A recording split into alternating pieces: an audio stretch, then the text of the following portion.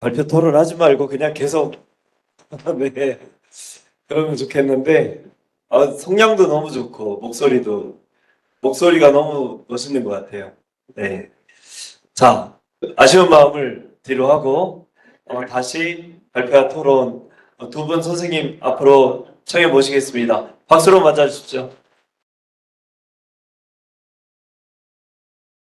예, 세 번째 발표 맡은 책과사회연구소 백원근이라고 합니다. 뵙게 돼서 반갑습니다. 제가 맡은 파트는 님의 침묵, 올해로 100주년이고 원고가 끝난 거잖아요. 그래서 이제 책으로 나온 게 100년 전, 26년이었기 때문에 이제 내년이면 이제 딱 100주년이 되는, 원고 탈고되는 것도 중요하지만 세상의 빛을 보고 독자 대중들과 만나고 하는 이제 그 출판 100주년이 의미가 깊지 않을까 생각을 합니다. 그래서 지난 100년 동안 님의 침묵이 독자들과 어떻게 만나왔는지 양상을 주신 제목과 내용에 충실하게 최대한 담아보려고 했습니다만 부족한 부분은 저의 능력 부족이라고 여겨주시면 되겠습니다. 첫 번째로 제가 이거는 사실은 뭐 연구라기보다는 거의 뭐 그냥 조사에 가까운, 그리고 뭐 숫자 세고 뭐 하고 이러느라고 시간 대부분을 좀 보냈습니다만은, 먼저 그 님의 침묵이 지난 100년 동안에 몇 종 정도가 발간이 되었나라고 하는 거를 조사할 방법을 궁리를 하다가, 그래도 좀 공인된 국립중앙도서관에서 파악하는 게 좋겠다. 다른 이제 여러 가지 기존의 아카이브 연구소에서 조사한 자료들도 있고 뭐 합니다만은, 그거보다는 일단은 국립중앙도서관 자료를 분간을 해서 좀 살펴봤습니다. 봤더니 이제 1920년대에 한 종이 나왔는데 그게 이제 회동서관판 첫그 님의 침묵이었었고요. 그리고 2025년 현재 이르기까지 총 님의 침묵 관련서가 제가 파악한 거로는 179종이었습니다. 그 중에서 시집이 152종이었고요. 또 님의 침묵을 표제어로 단 해설사가 20종이었고요. 연구서가 7종이었습니다. 여기에는 만해에 대한 어떤 연구라든가 만해의 생애에 대한 거라든가 뭐 이런 식으로 된 것들은 다 제외를 한 거기 때문에 실제적으로 훨씬 많은 책에서 그 님의 침묵에 대해서 언급하고 있을 거다. 그거를 헤아리는 작업은 보통 일이 아닐 거다. 그런 생각을 했습니다. 일단 님의 침묵으로 헤아려지는 것만 대상으로 해서 이 정도가 나왔는데요. 한 종의 시집이 이렇게 152종으로 지난 100년 동안에 계속 다시 탄생을 하고 하는 이것은 굉장히 놀라운 기적 같은 일이다. 그렇게 좀 생각을 합니다. 과거는 이랬고요. 실제별로 이제 여기에 이제 양상을 보면은 시집이 발행되는 것이 1980년대, 2010년대 각각 30종 이상씩으로 늘어나는 그런 게 있습니다. 여기들은 각각의 좀 계기들이 좀 있을 것 같고요.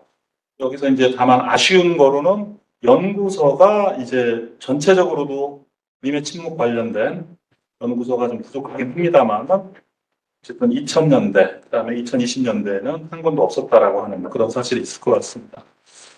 그리고 그 교보문고에서 현재 시점에서 구입할 수 있는, 입수할 수 있는 님의 침묵이 얼마나 된가를 지금 살펴봤습니다. 그래서 이제 자료집에 그 목록들이 좀 쭉 나와 있습니다만은 1980년대 이래로, 왜냐하면은 교보문고가 1981년도에 설립을 했습니다.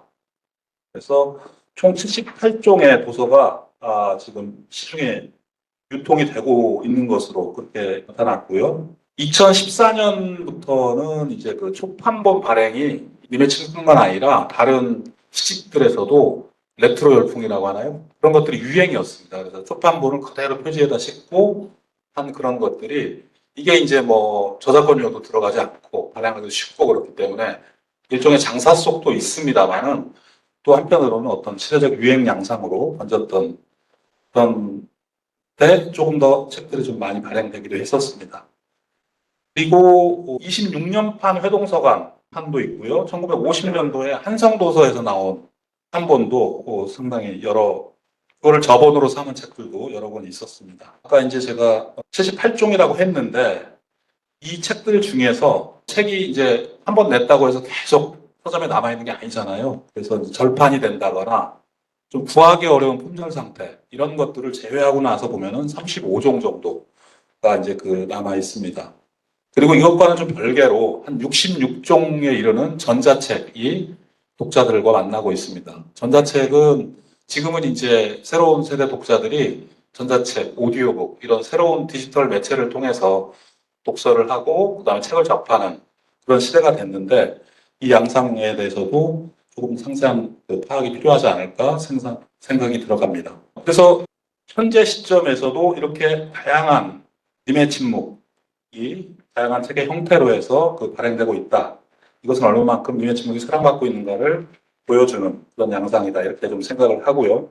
도봉고에 요청을 해서 어떤 사람들이 이 님의 침묵을 구입을 하는지 그 데이터를 좀 구해봤습니다. 그래서 봤을 때 40대, 특히 여성 독자층의 비중이 압도적으로 높았고요. 다른 연령층대에서는 일반적인 도서 판매 비중하고 거의 비슷하게 나타났습니다. 40대 여성은 이제 그 육아기이기도 하고요. 그래서 애들 책을 가장 많이 아이들 대신해서 구입하는 층이긴 한데 어쨌든 님의 침묵의 독자도 사실 몇 부를 한 해 동안 몇 부 정도가 팔리고 있는지까지는 파악하기가 좀 어려웠습니다. 그런데 어쨌든 독자 비중 양상은 이렇다라는 말씀을 좀 드리고요. 그다음에 이제 두 번째로 문학의 어떤 그 생산 주체들이 그 문인들인데 문인들은 님의 침묵에 대해서 어떻게 생각을 하나라고 하는 거를 파악을 하려고 자료를 좀 찾아봤습니다. 사실 그 님의 침묵은 한국 후에 그리고 해방공간 그리고 1950년대까지도 베스트셀러였다. 이렇게 이제 그 여러 기록에서 증언을 하고 있습니다. 근데 그 당대 베스트셀러가 10년 단위, 50년, 100년 단위 이거 계속 이제 이어지기는 굉장히 힘든 일인데 그럼에도 불구하고 현역 문인들에게 이런 님의 침묵의 위상이 상당히 높다는 결과를 1998년도에 한국일보 조사를 했었는데요. 이 기획은 이제 21세기를 앞두고 신년 특별 기획으로 해서 당시에 유력 문인들을 100분에게 21세기에 남을 한국의 고전에 대해서 의견 조사를 한 결과입니다. 거기에서 시 부문에서 당당히 이 님의 침묵이 수위를 차지를 했습니다. 그리고 소설 쪽에서는 박경리 선생의 그 토지였고요. 시 부분에서는 이제 그 님의 침묵 말고는 이제 진달래꽃, 풀, 향수, 서시, 농무, 자화상 우리 시 세계를 그 대표하는 시인들의 대표작들이 주로 선정이 됐었습니다. 한국 기사가 이제 그 굉장히 좀 인상적이었는데요. 한국적 정서의 절정이 바로 님의 침묵이다 이렇게 표현을 했었습니다. 그리고 동시에 이제 그 이 작품에 대해서 압축적으로 소개를 좀 했었는데 그 내용이 이제 뭐냐면은 단일 시작품으로 21세기에도 독하게 남을 고전으로 꼽힌 만해 한용운의 님의 침묵은 시사 측면에서도 은유와 역설, 아이러니의 방법론을 확립해서 우리 현대시를 출발시키는 의의를 갖는다라고 평가를 했습니다. 또 한 가지 소개시켜드릴 것은 2018년도에 한국문학번역원에서 정부 기관으로서 문인들에게 한국 문학인 실태 조사를 했는데요. 문학 장르를 불문하고 역대 최고라고 생각하는 작품을 하나만 추천해 주십시오. 이렇게 했습니다. 그랬더니 여기 이제 뭐 정말 고색창연하게 삼국유사부터 최근에 나온 작품들까지 쭉 열거가 됐는데 이 가운데에서 시 부문에서는 김소월의 진달래꽃, 윤동주 서시와 함께 안에 님의 침묵이 3대 작품으로서 최상단에 뽑혔습니다. 그리고 역시 이제 그 해외에 널리 알려야 될 작품 중에 하나로 님의 침묵이 상위권을 차지했습니다. 그래서 이제 이 결과들을 통해서 현역 문인들에게도 님의 침묵이 얼마나 큰 영향력을 미치고 중요한 작품으로서 인식이 되고 있는가를 알 수가 있을 것 같습니다. 다음으로 제가 살펴본 것은 교과서에 실린 님의 침묵인데요. 이 교과서의 그 교육 과정 그리고 교과서 발행 체제라고 하는 것이 해방 이후부터 2007년도까지는 이제 국정교과서 체제였습니다. 그래서 이제 그 교과서가 만약에 국어다 그러면은 국어 교과서가 하나밖에 없는 거죠. 근데 그 다음부터는 더민정 교과서 체제로 이제 바뀌었습니다. 그래서 발행사들이 과목에 따라 다릅니다만 10개사 내외로 굉장히 많고 그 교과서에 이제 실리느냐 안 실리느냐라고 하는 거는 전적으로 여러 가지 변수들이 있습니다만 어쨌든 거기에 기존의 국정교과서에 실렸던 작품이라고 해서 반드시 실린다는 보장을 할 수가 없는 그런 세계인데요. 바로 이런 과정에서 좀 문제들이 일어나고 있는 것 같습니다. 그래서 그부터 미군정 시기 그리고 6차 교육 과정인 97년 이때까지 이제 교과서에 수록된 현대 문학 작품들을 카운트한 그런 그 자료를 봤더니요. 여기에서 나온 것은 그 만해 선생님의 작품이 모두 5편 작품이 13회에 걸쳐서 수록이 됐습니다. 가장 많이 수록된 것은 님의 침묵이 아니었고 의외로 복종이라고 하는 작품이었습니다. 그래서 이거는 세상과 연관성 이런 것들이 좀 있지 않을까라는 생각이 좀 들고요. 복종이 6회였고 님의 침묵이 2회에 그쳤습니다. 그리고 거민정 교과서 체제인 2009년도 개정 교육 과정에서 보면은 만해 시의 교과서 수록 이 양상이 중학교 교과서에 님의 침묵과 복종이 각각 그 1회씩 수록이 됐었고요. 고등학교 교과서에 님의 침묵이 4회 실렸습니다. 그러니까 이거는 이제 매우 일부 교과서에 님의 침묵이 실렸다라고 이제 그렇게 볼 수가 있을 겁니다.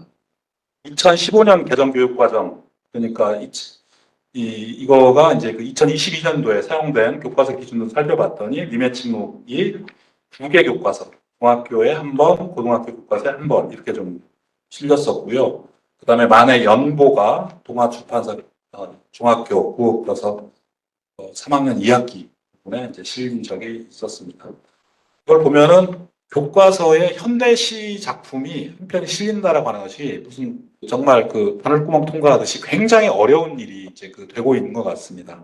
근데 그럼에도 불구하고 이게 국어 교과서와는 다르게 또 이제 문학 고등학교에 있기 때문에 그래서 문학 교과서에는 상대적으로 많은 이제 그 작품들이 실리고 있는 양상이고 국어는 이제는 이제 생활 국어라고 할까요? 굉장히 문학 작품 위주가 아닌 형태로 완전히 지금 변화가 되고 있어서 국어 교과서에 님의 침묵이 실리는 것을 기대하는 것은 상당히 좀 어려워진 그런 시대 환경이 되고 있는 것 같습니다. 그리고 2024년까지 학교에서 사용되었던 고등학교 문학 교과서 10종 중에 6종의 그 만해 작품이 수록이 됐는데요. 님의 침묵이 3번이었었고 수의 비밀, 사랑하는 까닭, 당신을 보았습니다. 각각 1회씩 실렸습니다. 현재의 고등학교 교과서를 기준으로 보겠습니다. 이게 2022 개정 교육과정인데요. 올해부터 이제 적용이 되고 있는 새로운 교과서입니다. 국어를 이제 지금 공통 국어라고 부르고 있는데 여기에 이제 만해, 나의 꿈, 나룻배와 행인이 각각 한 번씩 실려 있고요. 그 다음에 고등학교 문학 교과서에는 님의 침묵, 해당화, 나룻배와 행인이 각각 한 번씩 총 3종의 교과서에 실려 있는 그런 상황이라고 볼 수가 있습니다. 68쪽 상단에 그 요약을 했습니다만은 저는 교과서에 실린 그 만해 한용운의 작품 그리고 그 대표작인 님의 침묵은 4차 교육과정 개정 시기 그러니까 1970년대, 80년대까지 이제 그 중고등학교를 다녔던 세대한테는 누구나 알고 있는 그런 작품으로서 이제 그 인지가 되고 있는 반면에 그 이후에는 교과서에 실리지 않기도 하고 그 다음에 특정 교과서에만 실려서 교과서가 채택되지 않는 학생들은 님의 침묵을 모르고 잘할 수 있는 그런 환경이 돼버렸다라고 이제 하는 부분에 좀 문제의식을 가진 필요가 있지 않을까 생각이 들어갑니다. 마지막으로 그 님의 침묵의 그 해외 소개 추이인데요. 이 자료는 이제 만해 아카이브 연구소에서 그 번역서 목록을 이제 구축을 해놨습니다. 그리고 여기에다가 한국문학번역원에서 또 번역서 목록이 있는데요. 이걸 대조해서 살펴봤습니다. 그랬더니 외국어로 번역된 님의 침묵 번역서가 현재까지 총 20종이 10개 언어 13개국에서 발행된 것으로 확인이 됐습니다. 이것은 아주 확정적인 숫자는 아닙니다만은 계속 자료를 더 이제 그 조사를 하고 할수록 더 나올 가능성이 있습니다만 이런 거를 통해서 제가 일을 한 것은 지금 한국 문학 작품이 잘 나가는 작품들은 예를 들어서 최근에 나온 이제 뭐 한강이라든가 이런 작가의 작품들 거의 40개 가까운 나라로 이렇게 저작권이 이제 수출이 됩니다. 근데 이제 문학 자체가 이렇게 좀 영향력이 그 정도인데 예를 들어서 새로운 뭐 이렇게 그 영상에서 드라마라든가 영화라든가 이런 것들이 해외 판권이 인기가 있는 것들은 120여 개 나라로 더 넘게 나갑니다. 그러니까 문학이라고 하는 것이 영상에 비해서 굉장히 영향력이 좀 작은 그런 그 편인데 어쨌든 이 40여 개권은 굉장히 출판이 발달된 이제 그런 나라들이라고 볼 수가 있습니다. 근데 이제 지금까지 그 님의 침묵이 발행된 것이 해외 한 10개국 정도다라고 하는 것은 이거는 좀 문제가 좀 있는 거 아니냐라는 생각을 합니다. 문학 작품들도 이제 몇십 개국까지 이렇게 나가는 상황에서 님의 침묵의 해외 소개가 충분히 이루어지고 있지 않다라고 하는 문제의식을 좀 가질 수가 있을 것 같고요.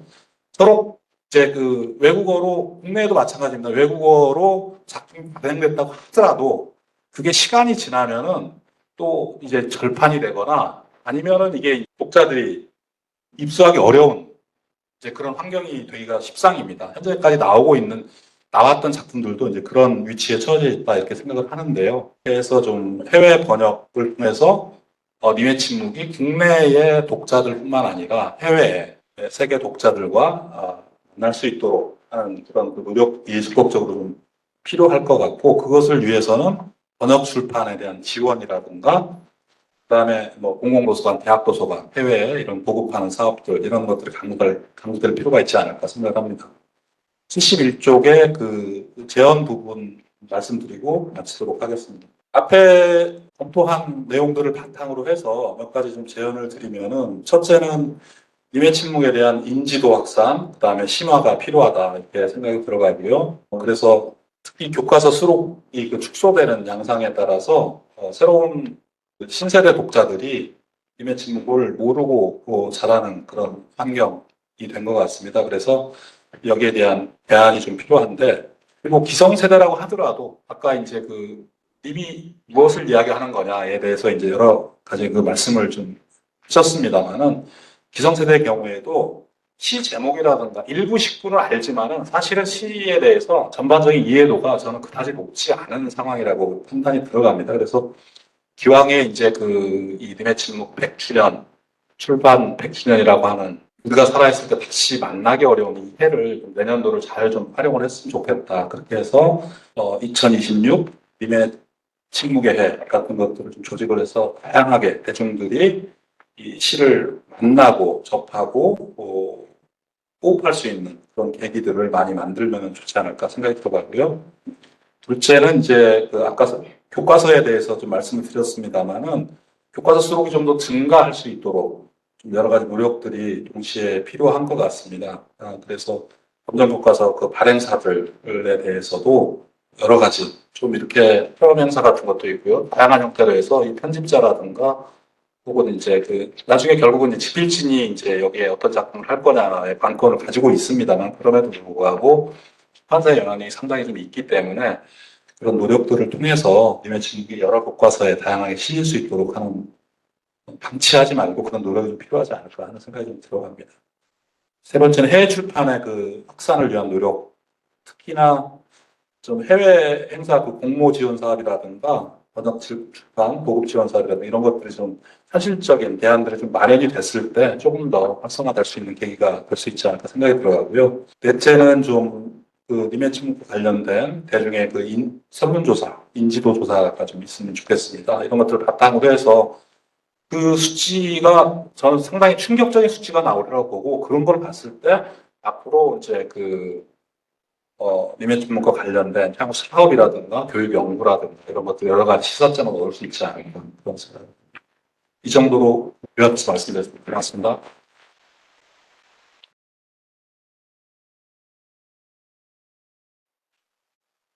네, 오늘 토론자로 나온 한양대학교 문화콘텐츠학과에 있는 고은기입니다.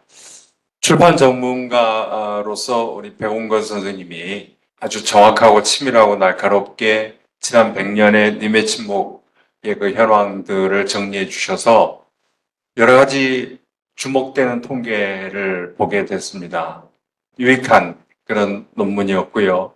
더불어서 이 논문을 읽다가 저도 생각을 하게 됐는데, 제가 이제 지난 2월까지 한 학기 동안 도쿄에 있는 메이지 대학의 초빙 교수로 다녀왔는데, 금년 1월이 되면서 일본 사회에 한 가지 소란이 일어났던 게 지금 이제 어느 정도 좀 정리가 된 것 같습니다만은, 소화 백년 문제라고 하는 것이었습니다. 이른바 쇼와 천황이 즉위했던 게 1926년입니다.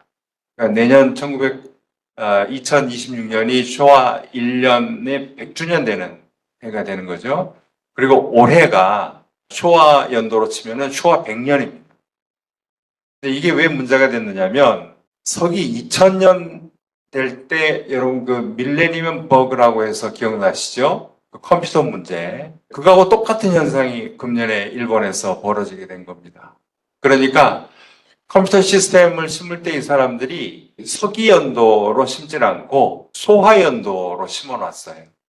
근데 그게 올해 100년이 됐단 말이죠. 근데 이 컴퓨터 시스템에는 두 자릿수로 연도를 표시하면서 쭉, 작년에 99년까지는 문제가 없었는데 올해 이제 100년이 되면서 이게 세 자리가 되니까 컴퓨터에 오작동이 나는 거 아니냐라고 하는 것 때문에 그 이른바 밀레니엄 버그 같은 그 소란이 지난 1, 2월에 일본에서 그게 있었어요. 그런데 밀레니엄 버그도 사실은 별 문제 없이 지나갔던 것처럼 사실은 별 문제 없이 지나갔습니다. 그런데 기왕 그렇게 되면서 일본 사회에 금년이 소화 100년이구나 하는 것을 새삼 일깨우게 되면서 소화 100년이라고 하는 화두를 가지고 이 사람들이 토론을 하기 시작을 했어요. 다시 말하면 지난 100년 동안 일본은 어떤 사회였는가, 그걸 이제 소화 100년을 기준으로 해서 한번 생각을 해보게 된 거죠. 길게 설명드릴 시간이 없어서 그 정도만 말씀을 드립니다만은 저는 이 논문을 받아서 읽다가 마침 그런데 소화 1년에 님의 침묵이 발행된 거 아니겠습니까? 일본 사회가 소화 100년 문제로 시끄럽다고 한다면 우리 사회에서는 님의 침묵 100년의 문제로 한번 시끄러워질 필요가 있겠다. 그런 생각을 하게 됐습니다.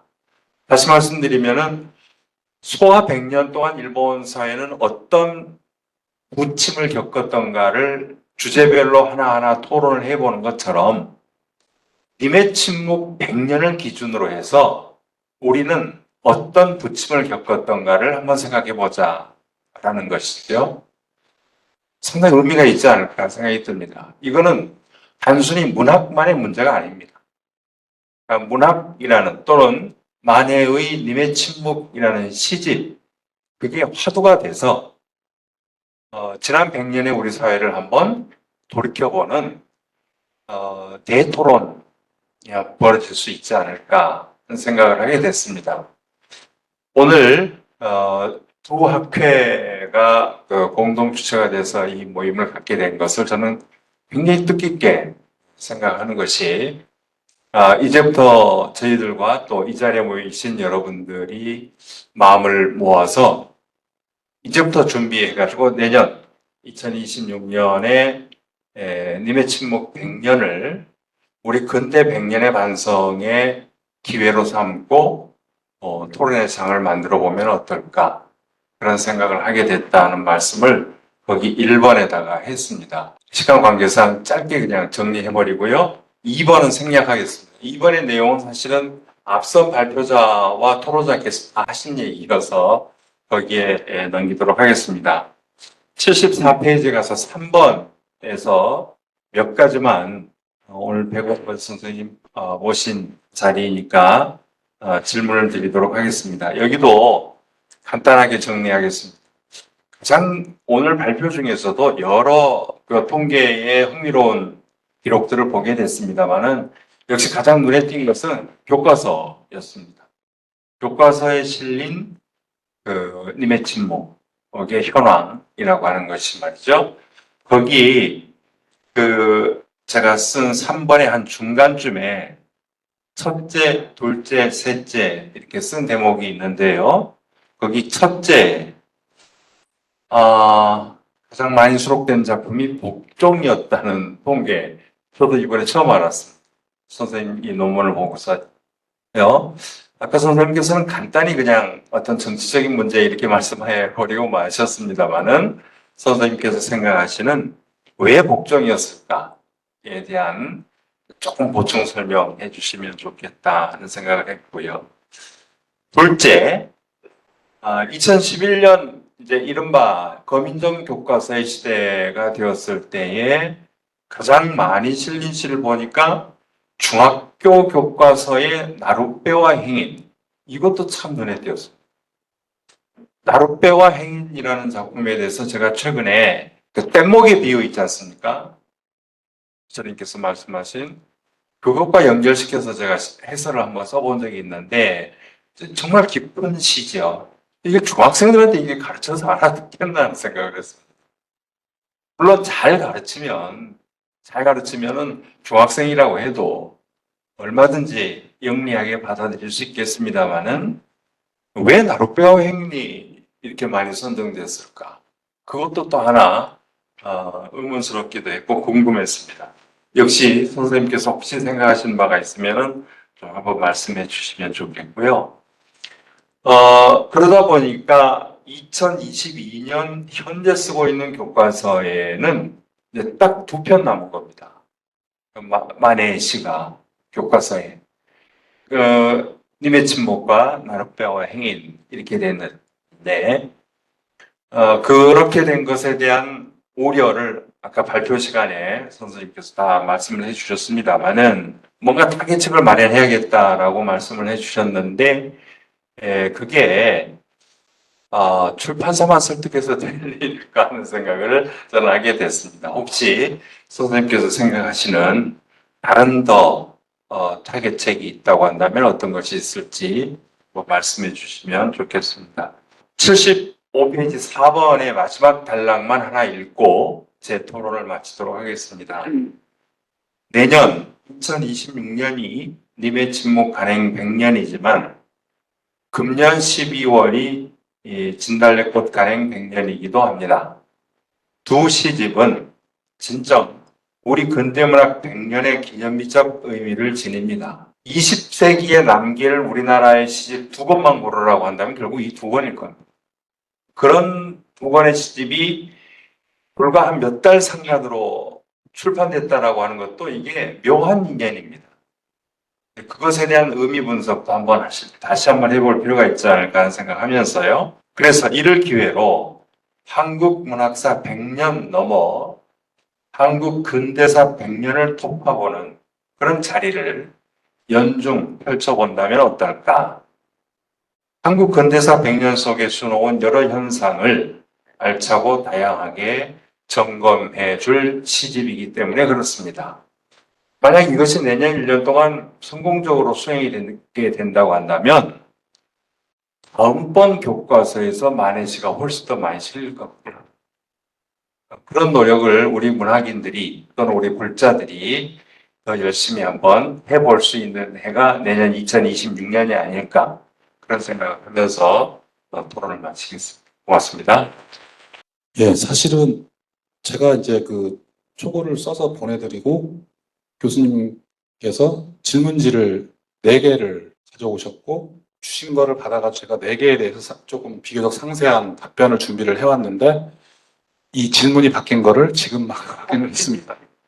근데 이제 어쨌든 그 안에 질문이 이제 포함이 되어 있어서 다행스럽긴 합니다만은 결국은 이제 그 어떤 여러 가지 출판 환경이라든가 뭐 이런 쪽보다는 이제 좀 작품에 집중하셔가지고 교과서에 왜 님의 침묵이 아니고 다른 작품들인가에 대한 질문을 해주셨던 것 같은데요. 여러 가지 정말 좀 사료로서 아마도 밝히기 어려운 그런 뭔가 외부의 입김들이 이를테면 복종이 많이 실리고 한 거에는 분명히 작용을 했을 거다. 그 어떤 지배 이데올로기와의 연관성. 왜냐하면 교과서의 어떤 그 표창 방침이라든가 이런 것들이 거의 그대로 교과서에 나타나는 게 이제 국정교과서 시대였었거든요. 그래서 우리가 그러니까 뭐 새마을운동과 관련된 좀 과도한 그런 어떤 선전이라고 해야 될까? 이제 이런 것들이 이제 교과서에도 막 등장을 하고 했었던 시절이니까. 근데 이게 그 이전에 이미 미 군정청에서 첫 번째 교과서를 만들어냅니다. 근데 그 시절부터 이제 이런 양상들이 쭉 이어져 오고 있다는 것 저는 한편으로는 좀 놀라운 측면이 있는 것 같고요. 참고로 2015년도에 어문논총 66호에 박숙자 교수님이 정전의 문화사라는 제목으로 해방 후 국어교과서와 문학정전에서 이제 그런 말씀을 하셨고 또 다른 분들도 그런 지적들을 좀 하셨는데 특정 교과서에서 문학작품 선별에 있어서 특정 작가분들이 선호되는 양상 놀랍도록 이를테면은 그 만해 선생님 비롯해서 김소월, 윤동주 누구누구 하는 식으로 현대시에서는 그렇고 시조에서는 또 누가 그렇고 수필에서는 또 어떻고 하는 것들이 아주 많이 이제 국어와 그다음에 문학 교과서까지 합해서 이제 본다 그러면은 그런 것들이 크게 바뀌지 않은. 그래서 직접 이제 박민호 교수님이 좀 사회를 보고 계십니다만 사실은 이제 교과서에도 계속 이제 그 저자로서 활동을 해오셨고 그래서 교과서가 어떤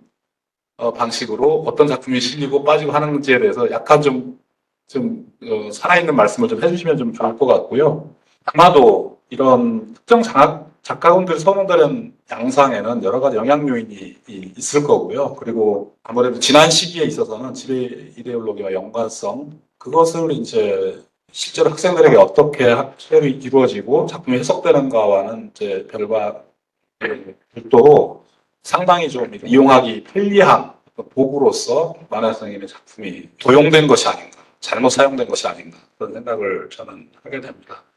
특히 이제 이 6차 교육 과정까지 이 복종이 집중적으로 실렸던 것은 그것을 얘기한다 이렇게 볼 수 있을 것 같고요. 그리고 또 다른 특징 중에 하나는 복종이라든가 나룻배와 행인 이게 주로 중학교 교과서에 실렸다. 그리고 님의 침묵은 주로 고등학교 교과서에 실렸다. 이제 이런 것이 약간 이 구별을 둬서 실리는 양상이 좀 나타났고요. 시기별로, 시대별로 이제 교과서 편찬자, 집필자, 취사 선택에 있어서 여러 요인들이 있기 때문에 상당히 단정적으로 제가 이야기하기는 좀 어려운 측면이 있지 않을까. 라는 생각을 하면서 한편으로는 만해 선생님의 작품과 함께 다른 유력한 그 문인들의 작품들도 상당히 좀 정전화돼서 거의 바뀌지 않는 그런 그 양상을 좀 가지고 있다라는 특징. 그거는 제가 이번에 좀 조사하고 공부하면서 확인한 것 중에 좀 하나였고, 그것이 좋은 일인가 아니면은 그 바람직한 일인가에 대해서 또 다른 가치 판단이 좀 필요하겠다 이런 생각이 좀 같이 들어봤습니다. 네, 이상입니다. 고맙습니다. 두 분 수고 많으셨습니다. 네. 지금 어떻게 할까요? 여기서 잠깐 한 10분 쉴까요? 네, 좋으시겠죠? 예, 쉬시고 그다음에 이어서 하겠습니다. 자, 곧 이어가겠습니다. 선생님, 밖에 계신 선생님들 들어와 주시면 감사하겠습니다. 네, 들어오시리라 믿고요. 이제 그 3부의 두 번째 발표인데요. 원래 그 님의 침묵의 정본화의 진전과 평가 이렇게 주제가 되어 있습니다만 제목은 지금 다르죠. 원고는. 그래서 님의 침묵의 그 구성을 어떻게 보아야 하는가라는 문제로 알고 있어요. 제가 이제 며칠 전에 이 주제에 대해서 제가 들은 바가 있어서요. 홍승진 교수, 서울대 국문과 교수의 발표와 그리고 김춘식 선생님, 그 동국대 그 고국문 문예창작학부 교수 두 분의 발표와 그 토론을 청해 모시겠습니다. 박수로 맞아주십시오. 반갑습니다. 홍승진입니다. 원래 제가 의뢰받은 주제는 님의 침묵의 정본화에 관한 것인데요. 그 얘기는 안 하려고 합니다. 그래서 주최 측에 심심한 사과를 말씀을 드립니다. 왜 정본화 논의가 불필요하다고 느꼈냐면은 1926년에 발간된 님의 침묵 시집 자체가 최고의 정본입니다. 그래서 그 별다른 정본화 작업이 필요가 없습니다. 그 당시 일제강점기에 출간된 시집들을 보더라도 이렇게 순 우리말로 한국어로 한글로 시가 쓰여진 시집이 흔치가 않습니다. 그래서 누구나 읽어도 한자를 잘 모르는 사람이 읽어도 쉽게 읽을 수 있는 그런 시집이고, 그래서 따로 이렇게 정본화 작업이 필요가 없다. 이미 26년 시집 자체가, 원본 자체가 거의 완벽한 정본이다. 라는 것이고요. 다만 이제 한 가지 얘기할 수 있는 점은 이제 거기 방언이 많이 섞여 있기 때문에 충남 홍성 방언이라든지 여러 가지 방언이 섞여 있어서 그 부분들이 조금 풀리지 않는 지점이 여러 가지가 있습니다. 근데 이것을 문학 연구자들, 시 연구자들이 그냥 문맥으로 때려 맞춰서 그걸 해석을 하는데, 모르는 어휘들, 모르는 사투리들을 대충 이런 뜻일 거야 라고 하는데, 그거는 학문적으로 올바르지가 않은 것 같아요. 그래서 이제 방언 연구하시는 분들의 도움이 반드시 필요합니다. 방언 하시는 분들이 조금 더 현지 조사나 이런 것을 통해서 우리가 잊어버리고 있으나 님의 침묵에 생생하게 살아있는 그런 사투리들을 해명할 필요가 있다. 그것이 정전화에서 남은 거의 유일한 문제다라고 말씀을 드리겠습니다. 그래서 제가 오늘 드릴 말씀은 님의 침묵 짜임새를 단계로 볼 수 있는가라는 질문을 던져보고자 합니다. 그 님의 침묵이라는 시집에 총 88편의 시가 실려 있습니다. 그리고 맨 앞에 이제 서식격인 분말하고 맨 마지막에 이제 후기인 독자에게까지 합하면 90편이 되는 거죠. 근데 꽤 많은 분량입니다. 시집 한 권 치고 시가 작품이 88편에서 90편이 실려 있다는 것은 상당히 많은 작품이 실려 있는 것이죠. 그런데 이렇게 많은 작품을 한 권의 시집에 담으면서 그냥 무작위로 시를 배열했겠느냐? 아무 순서도 없이, 아무 구조도 없이, 짜임새도 없이 그냥 되는 대로 아무 페이지나 읽어서 읽게끔 만들어 놨겠느냐? 물론 그럴 수도 있죠. 그럴 수도 있는데, 만약에 만해가 이 님의 침묵이라는 시집을 어떠한 의도를 가지고 순서를 배열했다면, 이 시 다음에 이 시가 읽도록 독자가 그런 순서를 고려했다면, 또는 어떤 구조, 짜임새를 고려해서 시집을 썼다면, 우리가 그것을 모르고 읽는 게 얼마나 큰 손해겠습니까? 짜임새가 숨어 있는데 그것을 모르고 읽는다는 것이. 그래서 짜임새가 없을 수도 있지만, 만약 있다면은 우리가 놓쳐서는 안 되겠다라는 그 걱정 때문에 이런 질문을 드리는 것입니다. 근데 저 이전에도 그 님의 침묵 시집의 짜임새에 관해서 논의들이 여럿 있어 왔습니다. 크게는 두 가지의 논의가 있어 왔는데요. 첫 번째는 님의 침묵이라는 시집은 님과의 이별에서 님과 다시 만나는 것으로 나아가는 줄거리를 가진 이야기다 라는 것이 첫 번째 연구 경향입니다. 이렇게 볼 수 있는 근거도 있긴 있죠. 왜냐하면은 님의 침묵 시집 첫 시인 님의 침묵이 님은 갔습니다. 아, 사랑하는 나의 님은 갔습니다. 라고 해서 님이 떠나가는 이별의 순간부터 시작을 하고, 그 마지막 88번째 시가 사랑의 끝판이라는 시인데, 거기서 네 가요, 곧 가요. 이렇게 끝납니다, 시집이. 그러니까, 아, 이거 다시 만나러 가는 걸로 끝나는구나. 님이 갔다는 것에서 시작해서 곧 간다라는 말로 끝나니까 어떤 이야기가 느껴지지요? 줄거리 같지요? 그래서 이런 그 가설이 많이 논의됐습니다.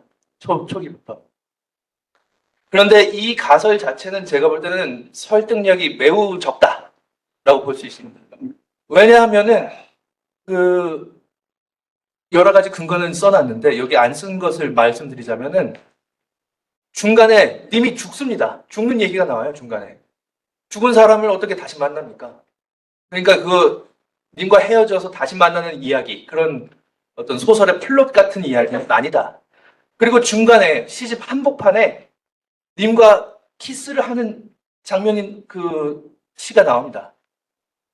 눈을 뜨고 오지 마세요. 눈을 감고 오세요. 뭐 이러면서 너무 떨지 마세요. 하고 그 님하고 뽀뽀하기 직전의 상황을 시로 표현한 작품이 한복판에 나옵니다. 그럼 님과 이별을 해서 다시 만나기 전까지는 만나면 안 되지 않습니까? 근데 그렇게 님과 키스를 하는 장면이 시가 중간에 있다. 그러니까 그 가설 자체가 말이 안 된다는 겁니다. 그거는 간단한 문제로 넘길 수가 있고요. 근데 진짜 문제는 이제 2장부터 시작됩니다. 두 번째로 님의 침묵 짜임새를 우리가 그동안 문학하는 사람들이 설명해왔던 두 번째 방식은 이 시집이 시편담 주해라고 하는 한용운의 주해서와 구조적 연관성이 있다라고 하는 것이 아주 유력한 가설로 제기가 되어 왔습니다. 그도 그럴 것이 올해가 님의 침묵 탈고 100주년인 만큼 시편담 주해 탈고 100주년이기도 합니다. 그러니까 내년이 님의 침묵 출간 100주년이고 내년이 시편담 주해 출간 100주년이기도 한 거죠. 그러니까 같은 시간, 같은 공간대에서 오세암에서 백담서 오세암에서 그 두 권을 거의 같은 시기에 쓴 거거든요. 시집과 주해서를. 그러니까 많은 학자들이 분명히 이 두 권의 책 사이에는 연관성이 있을 것이다. 시편담 주해와 님의 침묵 사이에. 그렇게 생각을 할 만하죠. 상식적으로도 그렇게 짐작을 할 수가 있습니다. 연구자들이 주목을 했던 점은 시편담은 말 그대로 10개의 현담으로 이루어진 것입니다. 10편의 한시로 이루어진 것인데요. 근데 아까 님의 침묵이 88편의 시인데 서론과 그 후기까지 합하면 90편이라고 그랬죠. 그러니까 이게 총 10 곱하기 9 해서 나눠질 수가 있다는 거예요.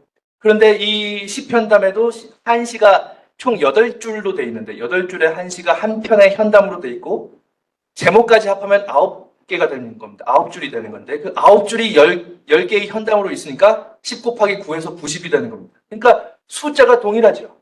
시편담을 이루고 있는 90개의 줄과 님의 침묵의 90편이 동일하기 때문에 학자들이 이거 봐라 이거 똑같지 않냐 하고 너무 막 좋아하고 막 흥분하고 그랬다는 겁니다. 그래서 이것을 자비적이고 아주 도식적으로 시편담 첫째 현담의 1번 제목부터 그 8줄 한 줄 한 줄을 한 작품 해가지고 1대1로 다 대응을 시켜서 해석하려고 했던 게 두 번째 연구 경향이었다. 님의 침묵 짜임새를 분석하는 그 두 번째 경향이었다. 이것이 여러 가지 근거는 있으나 제가 볼 때는 많은 문제가 있다는 것이 오늘 발표의 주장이 되겠습니다. 그러면 아예 시편담 주해라고 하는 이 한용운의 주해서와 시편담이라고 하는 동안상차의 선사의 그 선시에다가 주석을 단 것인데요. 그 주석서와 님의 침묵 사이에는 아무런 관련성이 없는 것이냐? 또 그런 것은 아니다. 라는 얘기를 좀 해보려고 합니다.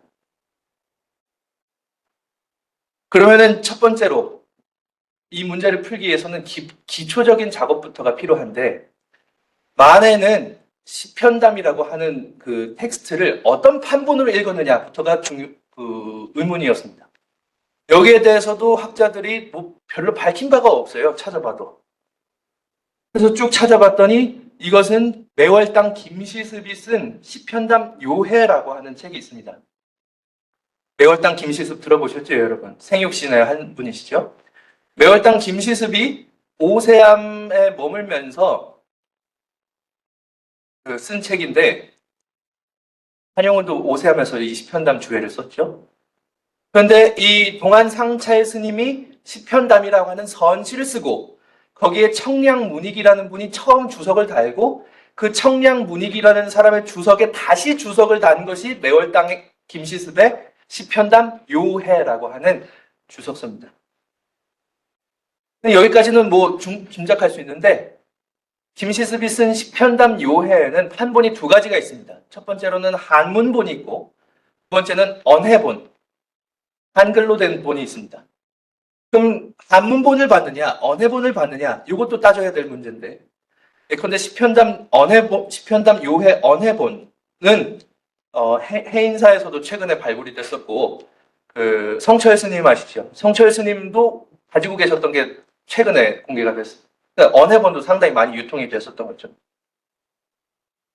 그런데 언해본을 만해가 본 것이 아니라 한문본을 봤다라는 것을 우리가 그 실증적으로 알 수가 있습니다. 가만히 들여다보면. 왜냐하면은 그 시편담 주회라는 책을 만해가 쓸 때 그 서문에다가 내가 이걸 오세하면 꽂혀있는 책을 보니까 매월당 김시습이라는 사람의 주석서인데 그 앞에 원래 주석이 붙어 있는데 그 원래 주석은 누가 썼는지 모르겠다. 원래 주석에다가 매월당 김시습이 새로 주석을 붙인 걸 봤다. 이렇게 써놨습니다. 근데 언해본에는 매월당 김시습의 주석만 있고 청량 문익의 주석은 없습니다. 그러니까 원주, 원래 주석이라고 만해가 말했던 그 원주라는 게 없습니다. 그러니까 언해본은 본 것이 아니죠. 근데 한문본에는 시편담 원문이 있고 청량 문익 스님의 주석이 있고 거기에 김시습의 주석이 붙어 있어서 두 개의 주석이 붙어 있는 건데 그 한문본을 보면 청량 문익이 쓴 주석에는 그냥 주라고만 되어 있습니다. 청량 문익이 썼다라는 말이 거의 찾기가 어려워요. 딱 한 번 나오는데 그거 눈 씻고 찾아봐야 보입니다. 그러니까 그냥 주하고 청량문익의 주가 나오고 김시습 주 하고서 이제 거기는 김시습이 쓴 주라는 것이 나옵니다. 그러니까 이것은 시편담 주의 한문본을 봤을 가능성이 굉장히 크다. 이거를 이제 처음 우리가 확증을 할 수가 있고요. 그러면은 왜 하필이면은 수많은 불교 문헌 중에서 시편담을 만해는 이 시기에 주목했느냐라고 했을 때 만해 스님은 주목했던 것이 특히 이제 그 오도를 하시고 나서 그 3.1운동에 뛰어들고 수감 생활을 하고 돌아와서 님의 침묵을 쓰면서 이런 과정에서 가장 큰 문제의식은 이 고통의 사바세계, 번뇌로 가득 찬 이 현실 세계와 불교의 깨달음의 세계라는 것이 둘이 아니라는 것이 가장 큰 화두였던 것 같아요. 제가 좀 느끼기에는 읽어가면서 그 행적을 추적했을 때. 그래서 그 만해가 3.1운동으로 감옥에 2년 6개월인가 옥살이를 하고 나와서 처음 기자와 인터뷰했을 때 한 말이 뭐냐면 감옥에서 느낀 게 뭡니까? 라고 기자가 물으니까 그 만해가 딱 하나다. 지옥에서 국락을 구하라. 그겁니다. 그러니까 그런데 시편담이라고 하는 이 선시가 바로 그런 내용을 가지고 있거든요. 번뇌의 세계 속에 깨달음이 있고 깨달음의 세계 속에 번뇌가 있으니 이 두 가지가 구분되지 않는다라고 하는 것을 끊임없이 매 현담 꼭지마다 얘기하는 것이 이 시편담이라고 하는 선시입니다. 그것을 이제 정의와 편의 개념으로 얘기해서 정편 개념으로도 얘기하고 뭐 이러는데 정의 다른 위치가 이제 깨달음의 세계고 편의 이제 치우친 위치가 편중된 위치가 번뇌의 세계인데 그 정의와 편의가 둘이 아니다. 편의 속에 정의가 있다. 이런 얘기를 매 현담마다 10번씩 반복하는 것이 이 시편담이라고 하는 텍스트고 그렇기 때문에 만해의 화두와 잘 맞았기 때문에 이런 그 주석서를 쓴 것이 아닌가. 그것이 지필 동기다. 마지막으로 이 시편담 주회라고 하는 책을 쓰실 때 님의 침묵이라는 시집과 함께 쓰실 때의 시대 배경은 무엇이었느냐? 이게 진짜 이게 또 답답한 노릇인데 많은 국문학자뿐만 아니라 불교학자들이 동안상찰 스님이 쓰신 시편담이라고 하는 선시 원문을 조동종 선시로 보아요. 왜냐하면 동안상찰 스님이 조동종 계열의 선사였다고 얘기를 해요. 여러분들 핸드폰이나 컴퓨터로 시편담 동안상찰 찾아보십시오. 전부 하나같이 조동종 선사다. 그 근거가 전혀 어디에도 없습니다. 그 실제로 찾아보면. 제가 그 전등록도 찾아보고 조당집도 찾아봤지만 시편담의 원저자인 동안상찰 스님이 조동종의 법맥을 이은 사람이다라고 하는 근거는 어디에도 나오지 않습니다. 불교 계보를 나오는 그 문헌에.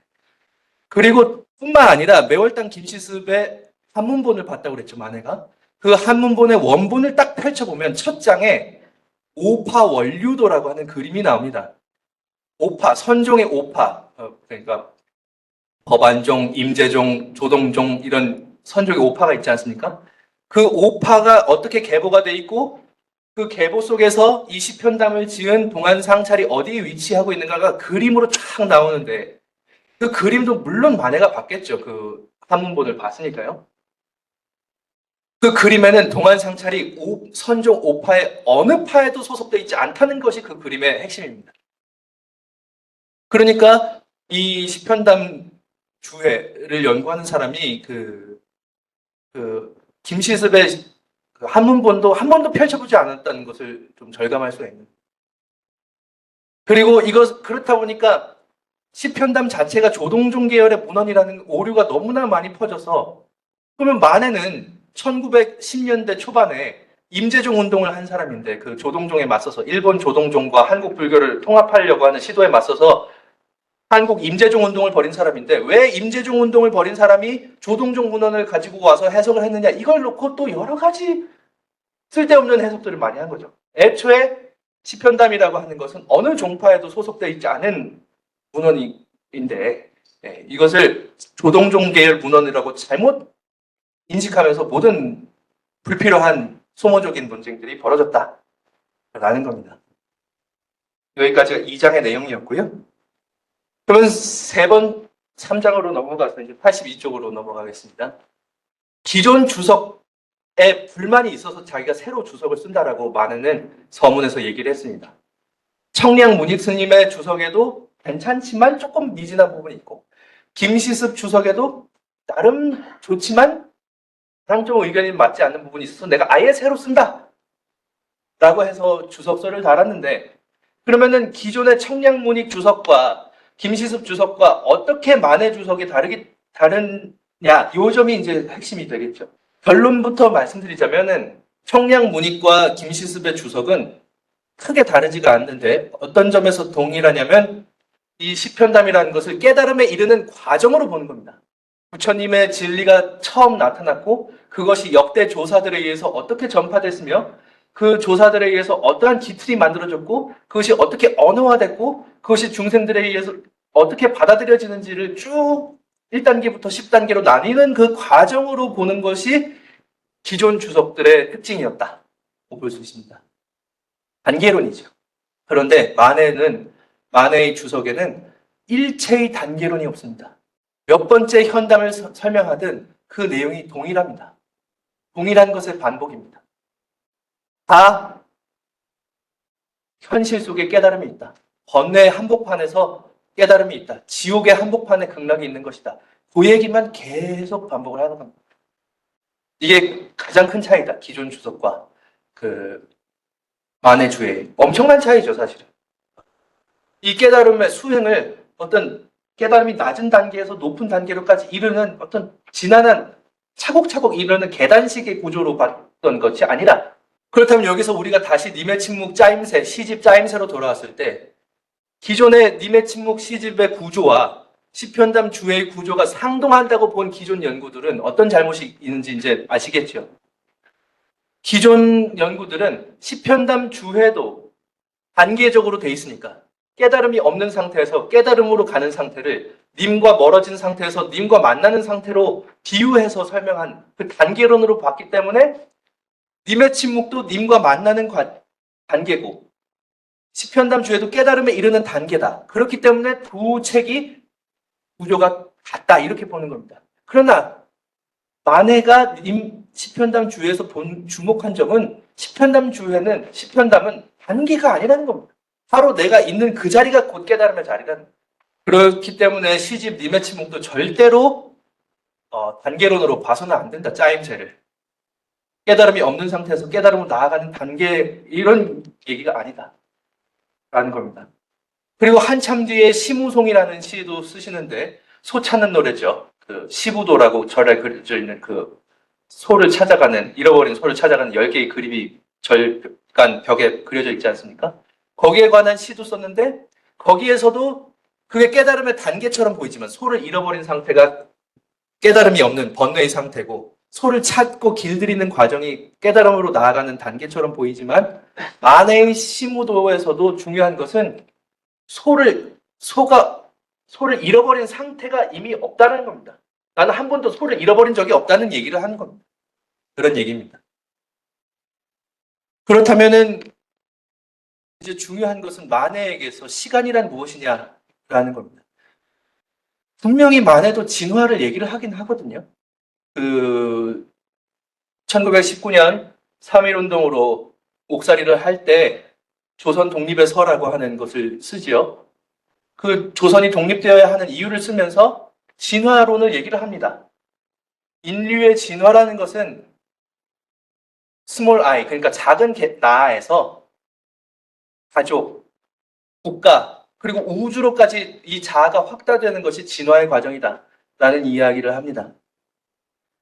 분명히 이것도 단계긴 한 단계인데 왜 만해는 단계론을 거부했을까? 시편담 주회나 시무도에서는 이 모순을 우리가 이해하는 것이 과제로 남아 있습니다. 그리고 이것이 시집 님의 침묵의 짜임새를 이해하는 과정과도 문제와도 연관이 있는 거죠. 그러니까 님의 침묵이라는 시집도 인간의 진화를 이야기하는데, 정신적인 진화를 이야기하는데 그런 아주 계단식의 단계론적인 진화는 아니라는 겁니다. 이것이 저의 가설이고요. 이 문제는 그 일제강점기를 지배했던 진화론 문제랑 반드시 연관이 있습니다. 만해는 오도를 하기 전에 양치차오의 영향을 굉장히 많이 받았고, 조선불교 유신론이라고 하는 것도 량치차오의 영향을 굉장히 많이 받았고, 량치차오에게 중요했던 것은 진화론이죠. 약육강식과 적자생존의 문제가 굉장히 중요했습니다. 근데 오도 이후에는 이 사람이, 만해가 이제 장타이엔이라고 하는 중국의 불교학자의 영향도 많이 받거든요. 장타이엔도 진화를 얘기하고, 그리고 중국 불교학자들뿐만 아니라 한국 문학의 안에서도 이광수라든지 최남선에게 있어서 진화라고 하는 것은 매우 중요한 문제였습니다.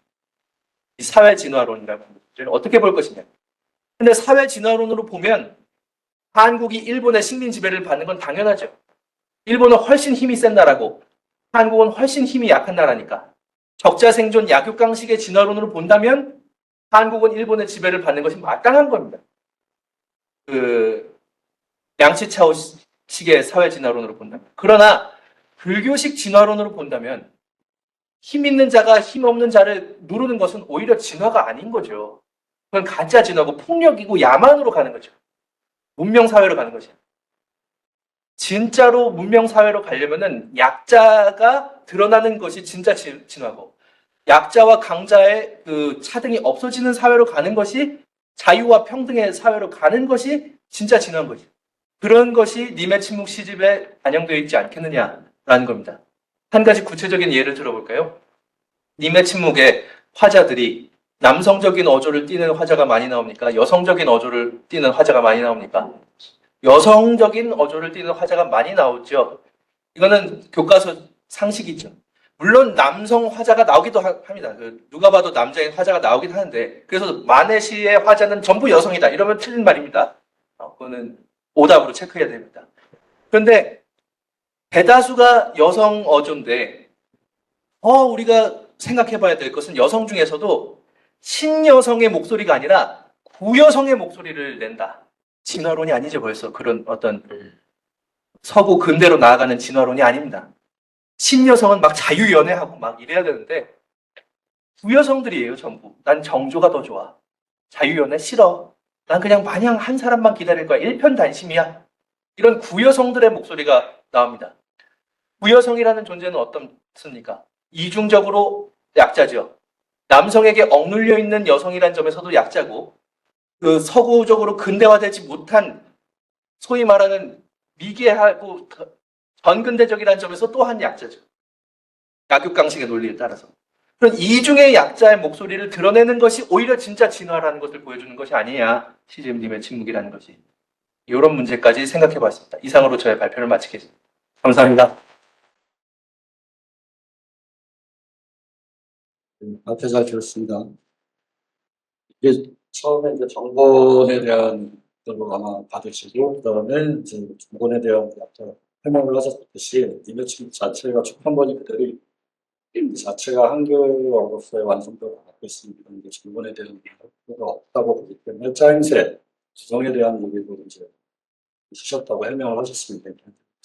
그럼에도 불구하고 이제 이 님의 침묵이나 한용운에 관한 연구를 하게 되면, 사실 이제 님의 침묵이라는 책 학문이 아니라 결국 불교에 대한, 불교적인 어떤 저서를 많이 썼던 한용운이 갖고 있는 불교에 대한 이해와 불교적인 어떤 선지식에 대한 얘기들이 이미침물의 해석을 둘러싸고 영향을 주기 때문에 지금 관계에서의 새로운 문헌적 관계가 이제 형성이 되는 것 같아요. 그래서 지금 이 발표하신 홍승 선생님 연구도 그거는 이미침물이라는 한 권의 정본에 대한 문제가 아니라 그 한 권의 책을 둘러싸여 있는 만해의 또 다른 저서들과의 상관성이 어떤 영향관계에 있는가. 이게 이제 결국 핵심적인 문제인 그래서 이 연구가 굉장히 좋은 포인트를 잡고 있다. 이런 생각을 일단 했습니다.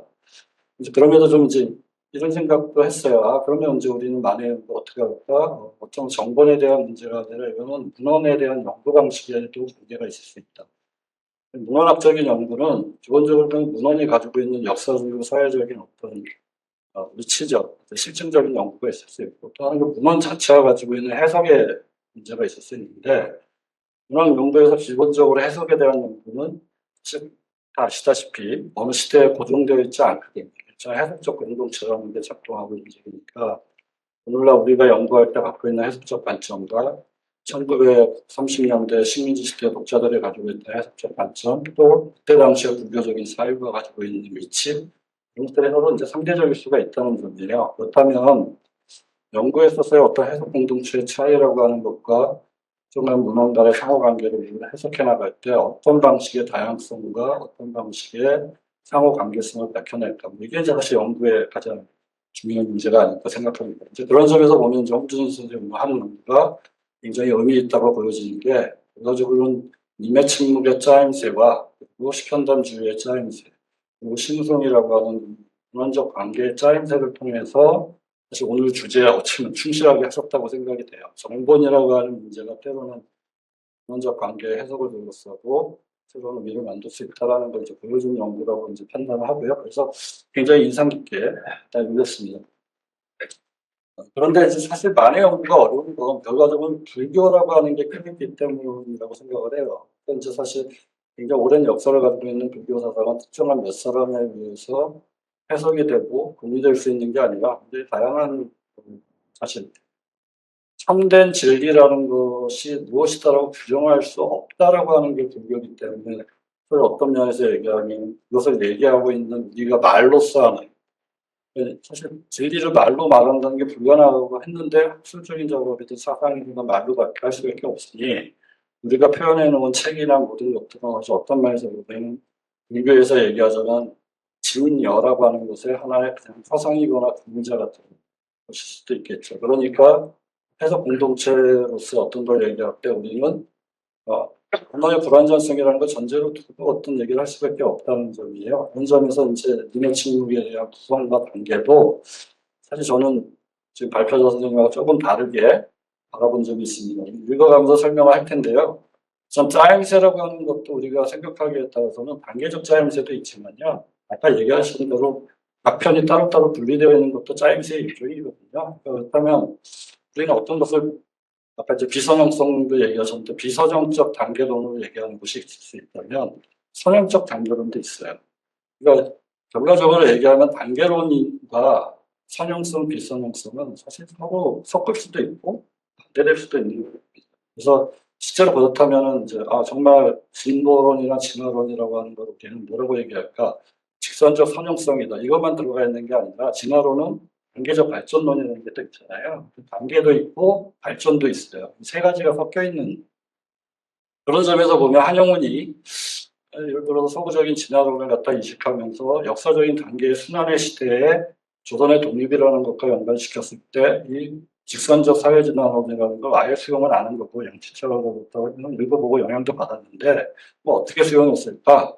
사실 이 부분은 사실은 발표자께서 어느 정도 조금 얘기를 하셨어요. 일단 비선형성 얘기를 하셨고 그리고 남성적이거나 폭력적인 것에 대해 반대한다라는 얘기를 하셨어요. 그렇지만 이것도 어떤 면에서 또 짜임새라고 볼 수 있는 거거든요. 그 기준 내에서 이제 질문을 그냥 좀 읽겠습니다. 홍승주 선생님의 발표는 잘 읽었습니다. 이거를 만해 한영원의 님의 침묵과 시편단 주의가 단계적인 짜임새를 지니고 있다는 기존의 서명 연구 관점을 실증적 검토와 자료들의 비교, 대조를 통해서 이런 논리가 진리와 속세의 이원적 구분을 전제로 한 해석에 기울어 있다고 비판하고 있는 부분입니다. 한영훈의 진화론에 대한 입장, 심우송의 비선형적 시각성에 대한 논의도 결국은 단계론적 짜임이라는 구성에 대한 발언을 위해서 집계된 것으로 보입니다. 전반적으로 실증적 검토와 해석의 충실성이 비추한 기준으로서 이후의 연구에 기여하는 바가 참으로 많은 인상적인 발표였다고 생각합니다. 그럼에도 불구하고 실증의 충실성에 대해서 해석의 입장과 관점, 그리고 선행 연구에 대한 비판의 논리적 근거와 그 뭉점 등에 있어서는 제가 보기에 다수의 비약과 편중된 해석도 없지 않다고 생각합니다. 꼼꼼한 논증과 해석적 고견에 대해서 그 타당성을 인정하고 동의하지만 반대로 다른 방식의 해석의 가능성 또한 존재할 수 있기에 토론자로서의 역할을 위해 몇 가지 질문을 드리고자 합니다. 우선 가장 눈에 띄는 것은 발표자가 수평단주의 실증적 대비 과정에서 제기하고 있는 청량 문학과 기술의 주해가 지닌 단계적 구성과 한용운의 주해가 지닌 차이에 대한 주장입니다. 깨달음의 과정을 단계적인 것으로 설명하는 문익과 빈시스에 비해서 한용운은 진리와 속세가 이원적인 것이 아니고 깨달음의 과정을 단계적으로 설명하기보다는 시편당 각 편의 뜻풀이에 더 집중하고 있다는 주장입니다. 사실 이 대비는 발표자가 단계적 구성론에 대한 위해서 가장 집중적으로 분석하는 부분이기도 한데 어떤 면에서는 그건 논자의 의도가 지나치게 오히려 너무 표면화되어서 오히려 논리적인 비약이 보이는 것도 있다는 생각이 들었습니다. 예를 들면 진리 속세 이원론의 관점을 오히려 발표자가 더 많이 사용하고 있다는 정도 좀 들었고요. 그것을 근거로 역으로 시간적 절차와 단계론에 대해서 비판하면서 상대적으로 한용운의 13단 구회가 금전론을 애초에 부정한 것이라는 논지를 만들고 있는데 이런 논지 구성이 오히려 좀 자의적으로 보이는 부분도 있었습니다. 예를 들면 청량 문익이나 김시습이나 사실 선적인 방식에서 얘기하면 선해선이라고 있는 거다 보니까 분별론을 부정을 하는데 사실 해석하는 이제 발표자께서는 이게 단계론적인 지도를 향한 과정으로 설명하다 보니까 속세와 진리가 나눠져 있다. 여기에 너무 이제 초점을 두시는 것 같아요. 이제 요 부분은 뒤에 다시 설명하겠지만 불교적인 방식에서 얘기하면은 깨달음이라는 것에 어떤 절대적 경지가 있다면 깨달음을 갖지 않은 상태에서 수행의 과정이라고 하는 그게 또 있거든요. 어쩌면 시편당 주의를 수행의 과정에 대한 비교로 볼 건지 절대적 진리가 존재하는 방식으로 볼 건지 이거는 보는 관점에 따라 굉장히 다르게 읽힙니다. 그러니까 둘 다 그런 방식을 읽을 수도 있어요. 실제로 수행의 과정의 알레고리로 볼 수도 있고요. 실제로 절대적인 진리가 존재하는 방식에 대한 상으로 읽을 수도 있습니다. 그러면 좀 더 좀 정확하게 표현하면 만에는 조금 상에 집중했다. 앞에 있는 이제 김시습이나 청령 문익은 과정에 좀 집중했다. 이 정도 설명은 제가 이제 만약에 하셨다면 동의가 됩니다. 했을 텐데 이게 이제 속세 진리로 딱 나누는 것 같은 설명이 되니까 오히려 역으로 함정에 빠진 거 아닐까? 오히려 이원론적으로 보는 거 아닐까? 이런 생각을 했습니다.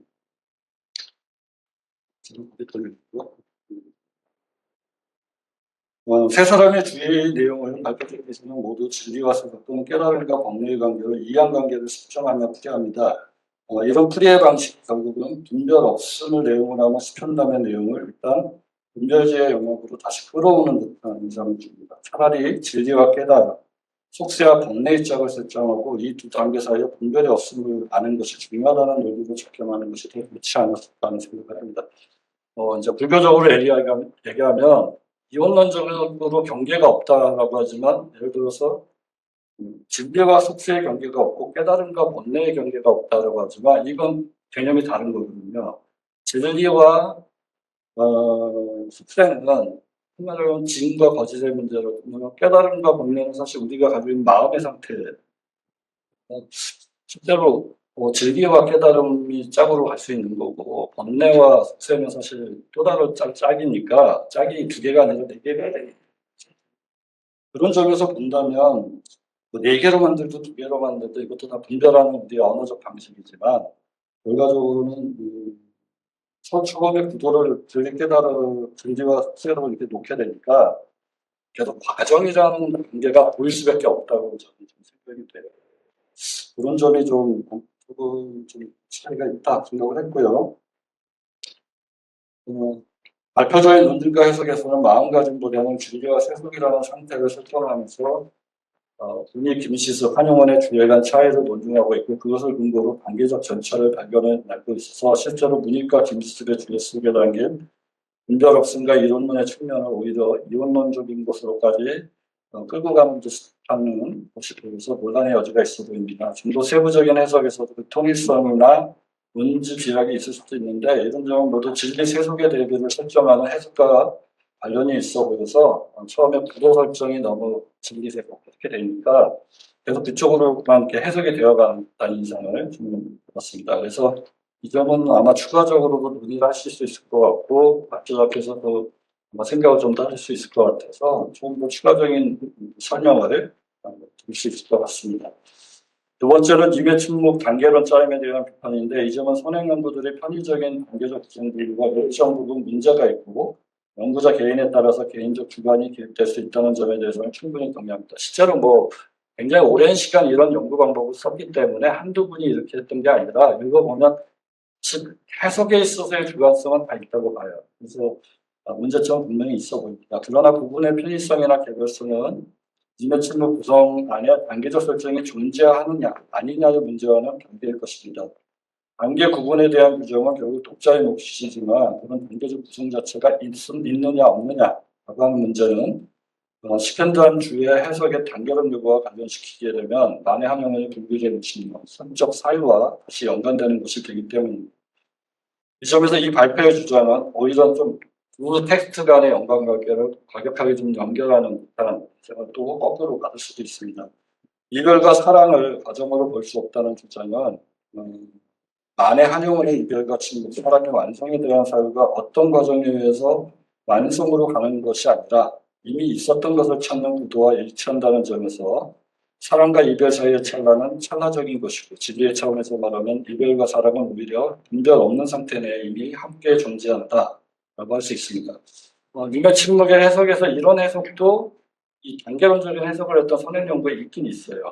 그런 점에서 보면 만나러 가는 과정이다라고 해석을 하신 분들이라고 해서 이별과 만남이 공존한다는 말을 부정했던 것도 아니기도 하거든요. 그러니까 이제 해석에 있어서의 어떤 좀 편의적인 좀 약간 분류를 너무 도식적으로 하는 듯한 느낌도 조금 있어서 저는 좀 눈에 띄었고요.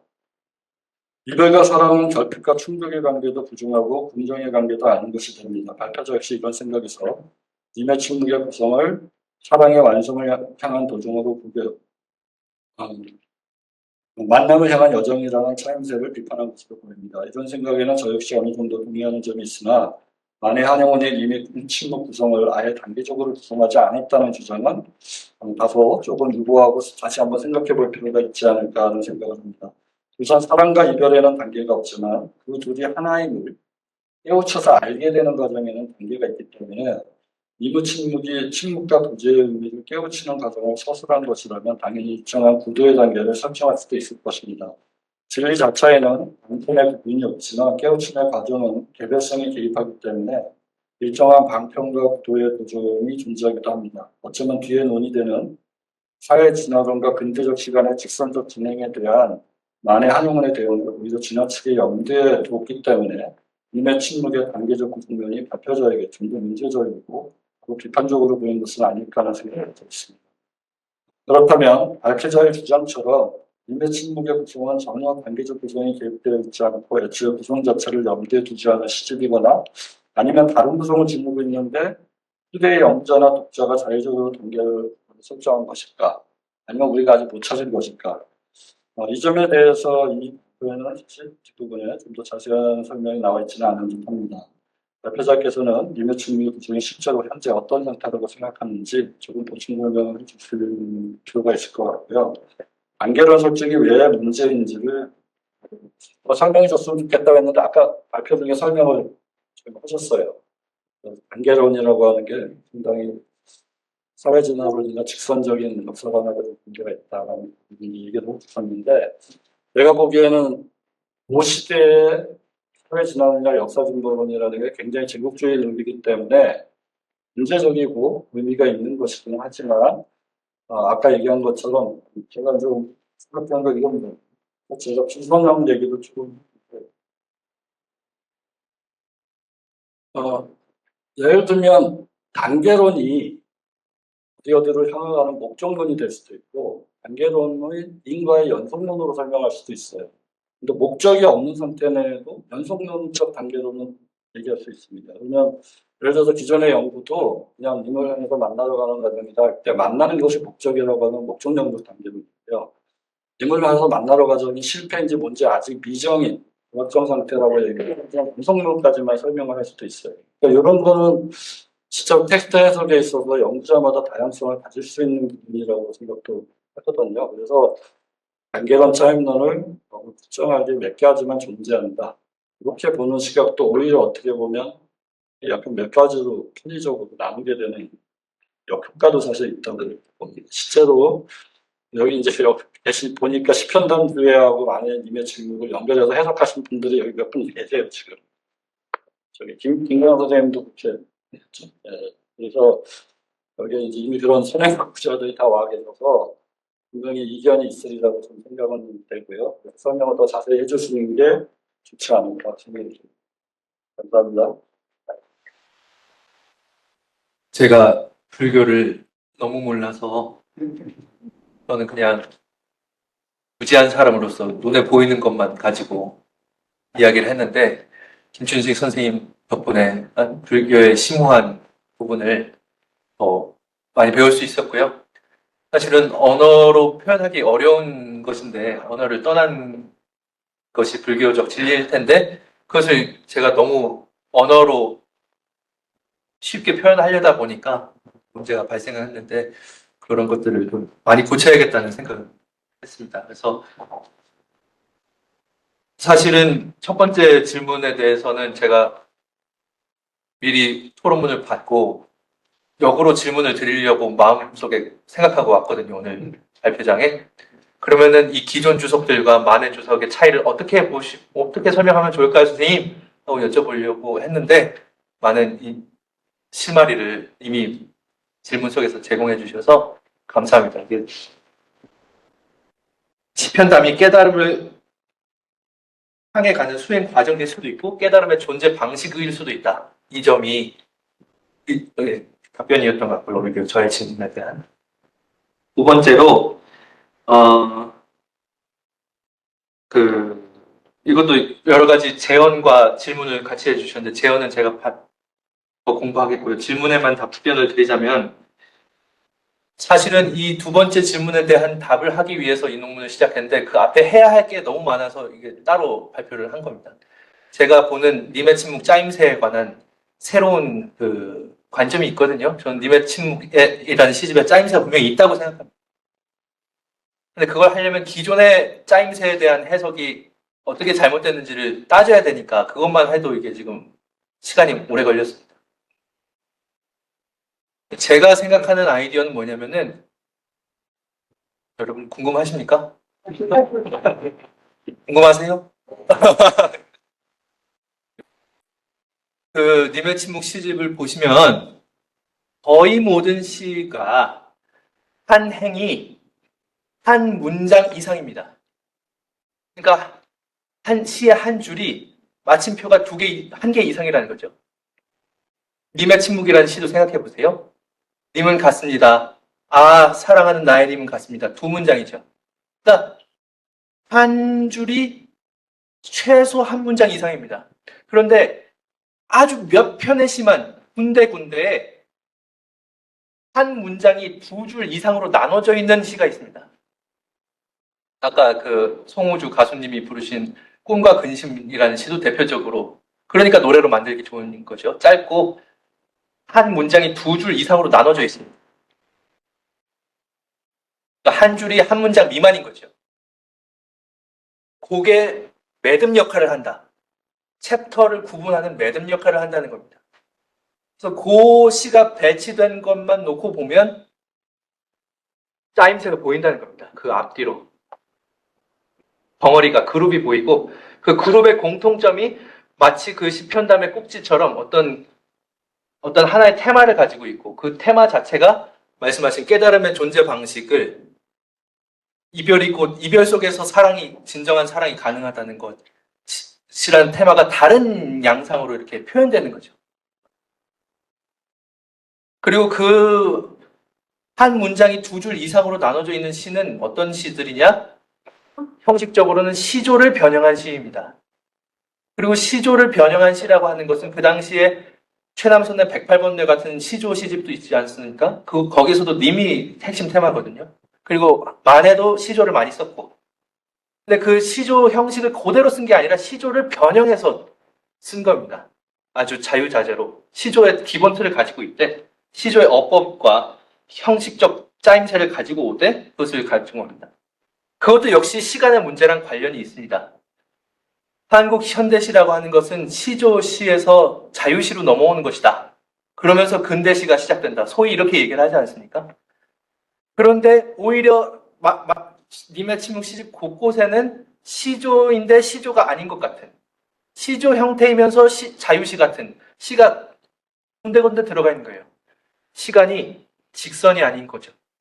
단선이 아니고 꼬여 있는 겁니다. 과거가 미래로 가고 미래 속에 과거가 있고 이런 아주 심오한 시간관이 그 님의 침묵 짜임새 문제에 관련이 있고 따라서 우리가 그것을 이해하려면 만해의 여성주의를 이해해야 된다. 만해가 왜 여성에 주목을 했는가? 반드시 얘기가 돼야 되고 두 번째로 만해의 시간관, 역사 철학이 무엇인가라는 거 불교적 진화론이란 무엇인가 여기에 대한 연구가 반드시 있어야 된다. 제가 하겠다라는 겁니다. 네. 네, 두 분 고생하셨습니다. 네. 이제 마지막 발표와 토론 있겠습니다. 두 분 선생님 앞으로 나와주십시오. 네.